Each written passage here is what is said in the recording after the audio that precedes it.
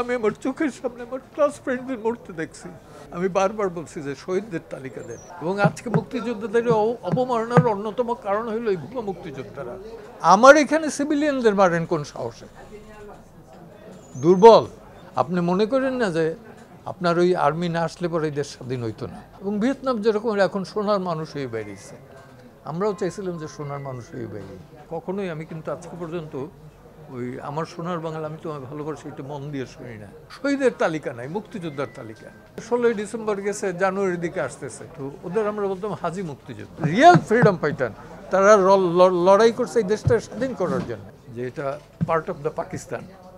এইটা কিন্তু রাইট ছিল। কীভাবে? আমি তা নাহলে তো আমরা 7 সিস্টার্সের মতো থাকতাম। 200 বছরের স্ট্রাগল করলেও স্বাধীন হইতে পারতাম না। এখন আপনার স্ট্যাটাস আর আমার স্ট্যাটাস সেম। তারপর বললাম যে দাদা আমার আরেকটা প্রশ্ন আছে, এটা আদারওয়াইজ নেবেন না? না। আর যে আপনার বেস্ট ফ্রেন্ডকে, চায়না, পাকিস্তান, নেপাল, ভুটান না বাংলাদেশ? অবভিয়াসলি বাংলাদেশ। আমি এটা অন্তর থেকে বললেন? হ্যাঁ অন্তর থেকে বললাম, অন্তর থেকে, ইটস ট্রু, বাংলাদেশ। আমি তাহলে বর্ডারে আপনি চাইনিজ বর্ডারে মারতে পারেন একটা সিভিলিয়ানরে, বা আর বর্ডার গার্ডরে তো নাই। পাকিস্তানে পারেন, পাকিস্তান তো গেট খুলে একদম শাহী ওয়ালে একদম এপার ওপার পার করেন। আমার এখানে সিভিলিয়ানদের মারেন কোন সাহসে? দুর্বল। তো একটা জিনিস খেয়াল রেখেন, এই দেশের 6.5 কোটি মানুষ কিন্তু 71-এ যেভাবেও যার যা কি ছিল তাই নিয়ে কিন্তু লড়াই করছে। আপনি মনে করেন না যে আপনার ওই আর্মি না আসলে পরে এই দেশ স্বাধীন হইতো না? হয়তো টাইম বেশি লাগতো। এবং আমার কাছে এখনও ফুটেজ আছে, আব্দুর রাজ্জাক ভাই, তারই, সে বলছে 16ই ডিসেম্বর যখন দেখলাম যে সারেন্ডার করছে, সে কাঁদতে ছিল যে এইটা তো চাই না, এর মাসুল যেন কীভাবে আমাদের দিতে হয়। এই আওয়ামী লীগের আব্দুর রাজ্জাক। আমরা চাইছি যে 10 বছর, 9 বছর, 6 বছর থেকে 10 বছর স্ট্রাগল করে আমরা স্বাধীন হব, সেইটা হইতে পারলাম না। এইটা হলো আমার কষ্ট। এবং আমরাও মেন্টাল প্রিপারেশন ছিলাম যেটা ভিয়েতনামের মতো না হোক, ছোটোখাটো ভিয়েতনামের মতো হবে। এবং ভিয়েতনাম যেরকম এখন সোনার মানুষ হয়ে বেরিয়েছে, আমরাও চাইছিলাম যে সোনার মানুষ হয়ে বেরিয়ে। তো এই 6 ডিসেম্বর ইন্দিরা গান্ধী ডিক্লেয়ার দিয়ে, কারণ সে তো দেখছে যে 1 কোটি রিফিউজি তার কান্দের উপর ঝুলে রয়েছে, একটা বার্ডেন। এবং বাঙালিরা তো ওই একটু হুলিগানিজম আছে, কিছুই মানে না, সব জায়গায় বিনা টিকিট, সিনেমা দেখবে বিনা টিকিটে, খাওয়ার পরে জয় বাংলা আমি গেলাম। তো এইসব দেখে টেকে আমার মনে হয় যে সে, হ্যাঁ আমি নিজে দেখছি, তো এই ছিল অবস্থা। তো সেও ওই কারণে সারা পৃথিবী ঘুরিয়া 6 তারিখ ডিক্লেয়ার দিল ওয়ার। এবং এই ওয়ারের নিয়ে তো আমাদের অনেক আছে। সেটা হলো যে যুদ্ধটা হলো, সেই যুদ্ধটা কি জনযুদ্ধ না সেনাবাহিনীর যুদ্ধ? যদি জনযুদ্ধ হয় তাহলে 7 জন বীরশ্রেষ্ঠ সবই আর্মির, কেন একজনও সিভিলিয়ান নাই?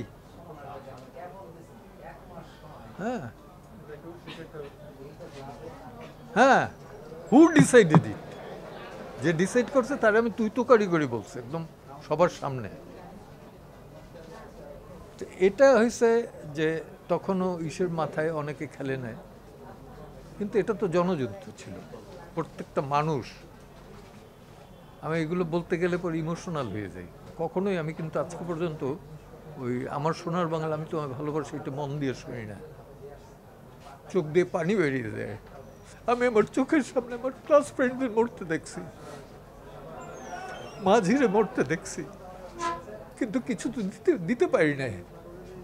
আমি বারবার বলছি যে শহীদদের তালিকা দেন, ভুয়া মুক্তিযোদ্ধাদের বের করেন, ওপেন কোর্টে বলছি।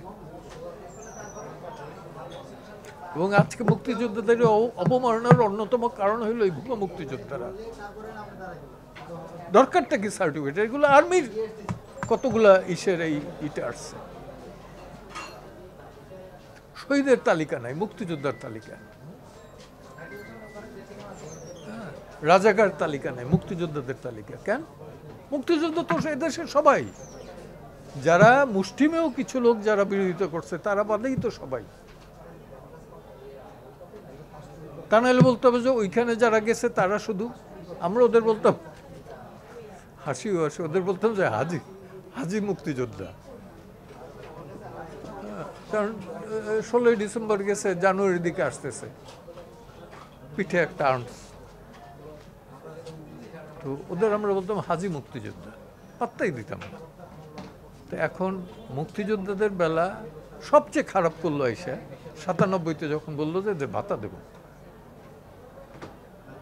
কোনো মুক্তিযুদ্ধ, একটা মুক্তিযুদ্ধের দ্বারাই বলুক যে আমি মুক্তিযুদ্ধ করছি একটা বাড়ির জন্যে বা আমার সন্তানের জন্যে বা আমার নিজের জন্যে বা একটা লাইসেন্সের জন্য, একটা পারমিটের জন্যে, নো। সবাই যারা রিয়েল ফ্রিডম ফাইটার তারা লড়াই করছে এই দেশটা স্বাধীন করার জন্য, পাক হানাদারদের কাছ থেকে মুক্ত করার জন্য, নিজের জন্য কেউ করে না। এটা নিজের জন্য করাবার জন্যে, এটা ডেভিয়েট করার জন্যে, বিকৃত করার জন্যে এই ব্যবস্থাগুলো নেওয়া হয়েছে। অনারটা ছিল আমাদের প্রাপ্য, আর কিছু তো না। অনারটা, সম্মানটা ছিল আমাদের প্রাপ্য, এটা কাম্য, এখনো কামনা করি।